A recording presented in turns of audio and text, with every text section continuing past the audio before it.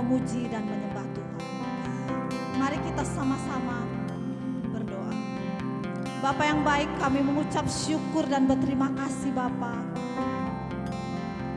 Setiap kejadian kami begitu ajaib dan begitu luar biasa di dalam setiap kehidupan kami Bapa. Kami bersyukur Bapa. Pada pagi hari ini Bapa, kami rindu ingin menyembah Engkau Bapa di dalam altar-Mu yang kudus Bapa.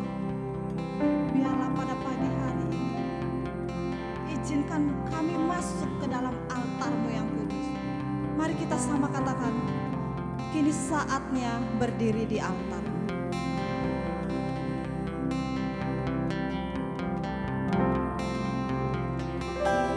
Ini saatnya berdiri di altarnya,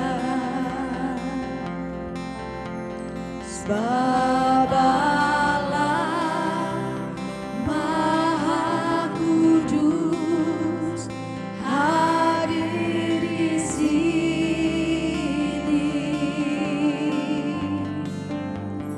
Mari memuji, angkat tangan menyembah, angkat tangan menyembah, sebab Allah Maha Kudus hadir di sini. Katakan, kita masuk di tahta-Mu. Kita masuk kata suci-Nya, bersama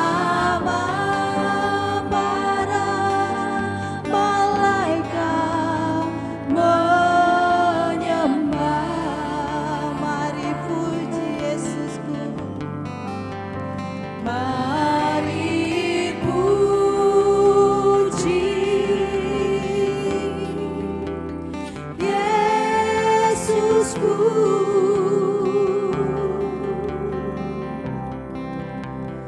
Kita masuk hadirat-Nya Maha Kudus. Kini saatnya, kini saatnya akan berdiri di altar-Nya. Berdiri. Amin. Haleluya. Sebab Allah Maha Kudus. Sebab Allah Maha Kudus hadir di sini. Hadir di sini. Katakan, mari memuji dan angkat tangan. Mari memuji. Amin. Haleluya. Angkat tangan menyembah, sebab Allah Maha Kudus. Sebab Allah Maha Kudus hadir di sini.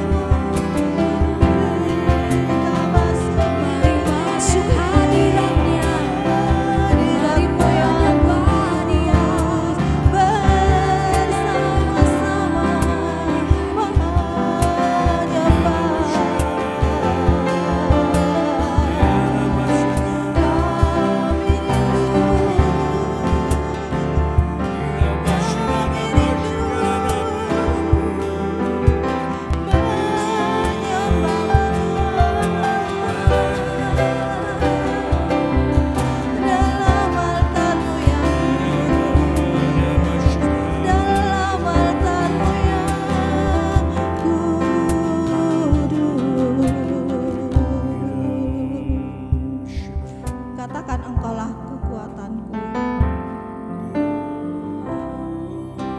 Engkaulah kekuatanku.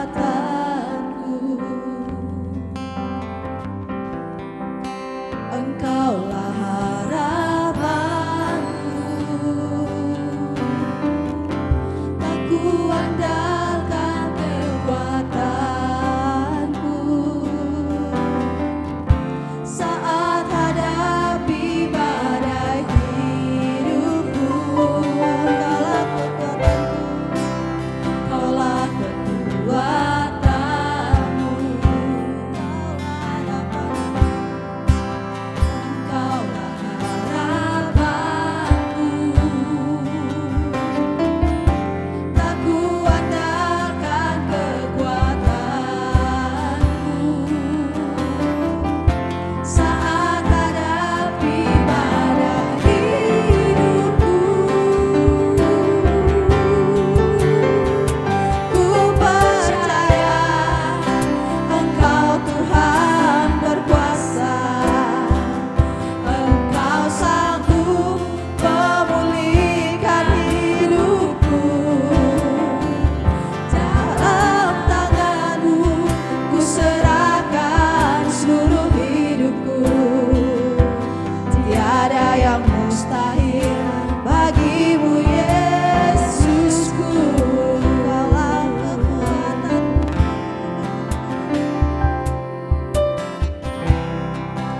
Engkaulah kekuatanku. Engkaulah harapanku. Engkaulah harapanku. Tak kuandalkan kekuatanku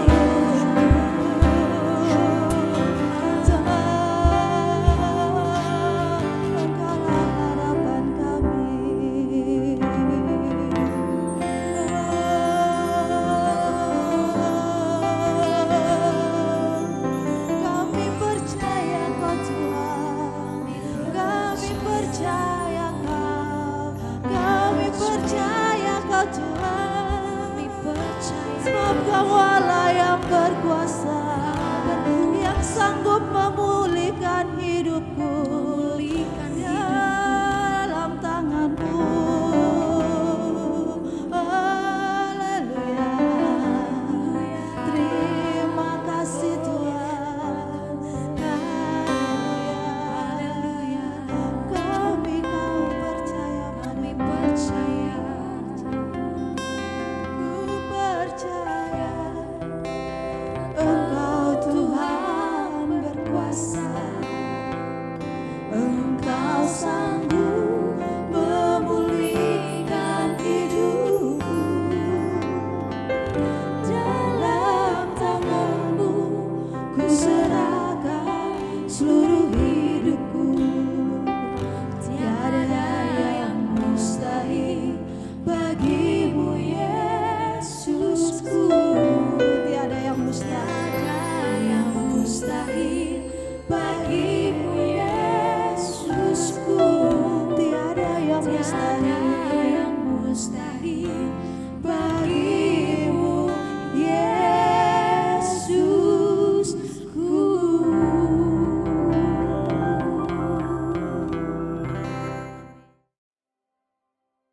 Markus pasal 6. Yesus ditolak di Nazaret.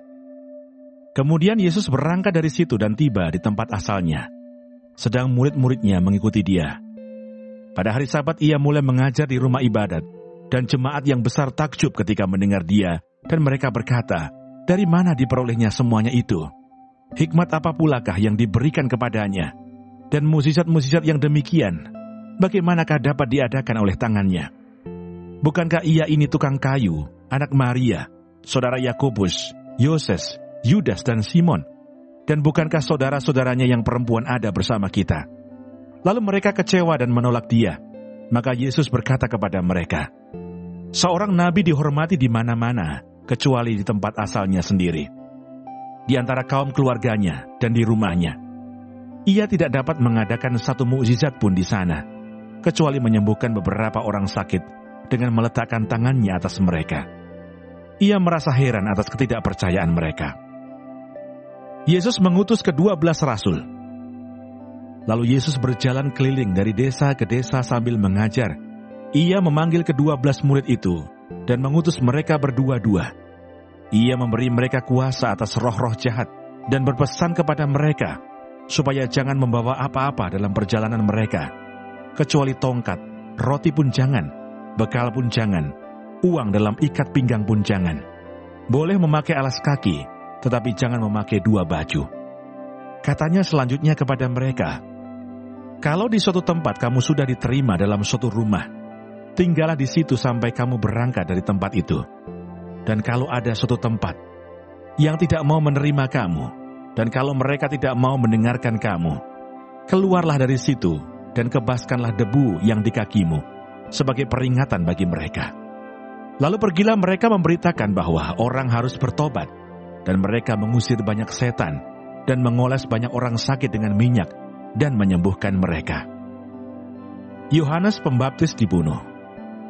Raja Herodes juga mendengar tentang Yesus, sebab namanya sudah terkenal dan orang mengatakan, Yohanes Pembaptis sudah bangkit dari antara orang mati, dan itulah sebabnya kuasa-kuasa itu bekerja di dalam dia. Yang lain mengatakan, dia itu Elia. Yang lain lagi mengatakan, dia itu seorang nabi, sama seperti nabi-nabi yang dahulu. Waktu Herodes mendengar hal itu, ia berkata, bukan, dia itu Yohanes yang sudah kupenggal kepalanya dan yang bangkit lagi. Sebab memang Herodeslah yang menyuruh orang menangkap Yohanes dan membelenggunya di penjara, berhubung dengan peristiwa Herodias, istri Filipus saudaranya. Karena Herodes telah mengambilnya sebagai istri. Karena Yohanes pernah menegur Herodes, tidak halal engkau mengambil istri saudaramu. Karena itu Herodias menaruh dendam pada Yohanes dan bermaksud untuk membunuh dia, tetapi tidak dapat. Sebab Herodes segan akan Yohanes karena ia tahu bahwa Yohanes adalah orang yang benar dan suci, jadi ia melindunginya. Tetapi apabila ia mendengarkan Yohanes, hatinya selalu terombang-ambing, namun ia merasa senang juga mendengarkan dia. Akhirnya tiba juga kesempatan yang baik bagi Herodias, ketika Herodes pada hari ulang tahunnya mengadakan perjamuan untuk pembesar-pembesarnya perwira-perwiranya, dan orang-orang terkemuka di Galilea. Pada waktu itu anak perempuan Herodias tampil lalu menari, dan ia menyukakan hati Herodes dan tamu-tamunya. Raja berkata kepada gadis itu, "Minta daripadaku apa saja yang kau ingini, maka akan kuberikan kepadamu." Lalu bersumpah kepadanya, "Apa saja yang kau minta, akan kuberikan kepadamu, sekalipun setengah dari kerajaanku." Anak itu pergi dan menanyakan ibunya, "Apa yang harus kuminta?" Jawabnya, "Kepala Yohanes Pembaptis." Maka cepat-cepat ia pergi kepada raja dan meminta, "Aku mau supaya sekarang juga engkau berikan kepadaku kepala Yohanes Pembaptis di sebuah talam." Lalu sangat sedihlah hati raja, tetapi karena sumpahnya dan karena tamu-tamunya, ia tidak mau menolaknya. Raja segera menyuruh seorang pengawal dengan perintah supaya mengambil kepala Yohanes. Orang itu pergi dan memenggal kepala Yohanes di penjara. Ia membawa kepala itu di sebuah talam dan memberikannya kepada gadis itu, dan gadis itu memberikannya pula kepada ibunya. Ketika murid-murid Yohanes mendengar hal itu, mereka datang dan mengambil mayatnya, lalu membaringkannya dalam kuburan. Yesus memberi makan 5.000 orang.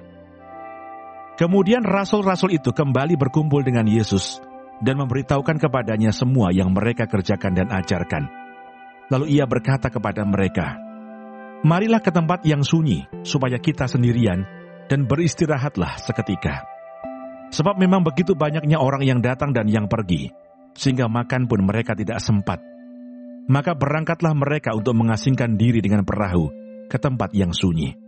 Tetapi pada waktu mereka bertolak, banyak orang melihat mereka dan mengetahui tujuan mereka. Dengan mengambil jalan darat, segeralah datang orang dari semua kota ke tempat itu, sehingga mendahului mereka. Ketika Yesus mendarat, ia melihat sejumlah besar orang banyak. Maka tergeraklah hatinya oleh belas kasihan kepada mereka, karena mereka seperti domba yang tidak mempunyai gembala. Lalu mulailah ia mengajar banyak hal kepada mereka. Pada waktu hari sudah mulai malam, datanglah murid-muridnya kepadanya dan berkata, "Tempat ini sunyi, dan hari sudah mulai malam. Suruhlah mereka pergi, supaya mereka dapat membeli makanan di desa-desa dan di kampung-kampung di sekitar ini." Tetapi jawabnya, "Kamu harus memberi mereka makan," kata mereka kepadanya. "Jadi haruskah kami membeli roti seharga 200 dinar untuk memberi mereka makan?" Tetapi ia berkata kepada mereka, "Berapa banyak roti yang ada padamu? Cobalah periksa." Sesudah memeriksanya mereka berkata, 5 roti dan 2 ikan. Lalu ia menyuruh orang-orang itu supaya semua duduk berkelompok-kelompok di atas rumput hijau. Maka duduklah mereka berkelompok-kelompok. Ada yang 100, ada yang 50 orang. Dan setelah ia mengambil 5 roti dan 2 ikan itu, ia menengadah ke langit dan mengucap berkat. Lalu memecah-mecah roti itu dan memberikannya kepada murid-muridnya, supaya dibagi-bagikan kepada orang-orang itu. Begitu juga kedua ikan itu dibagi-bagikannya kepada semua mereka. Dan mereka semuanya makan sampai kenyang. Kemudian orang mengumpulkan potongan-potongan roti 12 bakul penuh, selain daripada sisa-sisa ikan. Yang ikut makan roti itu ada 5.000 orang laki-laki. Yesus berjalan di atas air. Sesudah itu Yesus segera memerintahkan murid-muridnya naik ke perahu dan berangkat lebih dulu ke seberang, ke Betsaida. Sementara itu ia menyuruh orang banyak pulang. Setelah ia berpisah dari mereka, ia pergi ke bukit untuk berdoa. Ketika hari sudah malam, perahu itu sudah di tengah danau, sedang Yesus tinggal sendirian di darat. Ketika ia melihat betapa payahnya mereka mendayung karena angin sakal, maka kira-kira jam 3 malam, ia datang kepada mereka, berjalan di atas air, dan ia hendak melewati mereka. Ketika mereka melihat dia berjalan di atas air, mereka mengira bahwa ia adalah hantu. Lalu mereka berteriak-teriak, sebab mereka semua melihat dia, dan mereka pun sangat terkejut. Tetapi segera ia berkata kepada mereka, "Tenanglah, aku ini, jangan takut."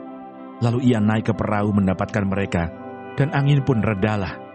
Mereka sangat tercengang dan bingung, sebab sesudah peristiwa roti itu, mereka belum juga mengerti, dan hati mereka tetap degil. Yesus menyembuhkan orang-orang sakit di Genesaret. Setibanya di seberang, Yesus dan murid-muridnya mendarat di Genesaret dan berlabuh di situ. Ketika mereka keluar dari perahu, orang segera mengenal Yesus. Maka berlari-larilah mereka ke seluruh daerah itu, dan mulai mengusung orang-orang sakit di atas tilamnya kepada Yesus, di mana saja kabarnya ia berada. Kemanapun ia pergi, ke desa-desa, ke kota-kota, atau ke kampung-kampung, orang meletakkan orang-orang sakit di pasar, dan memohon kepadanya, supaya mereka diperkenankan hanya menjamah jubahnya saja. Dan semua orang yang menjamahnya.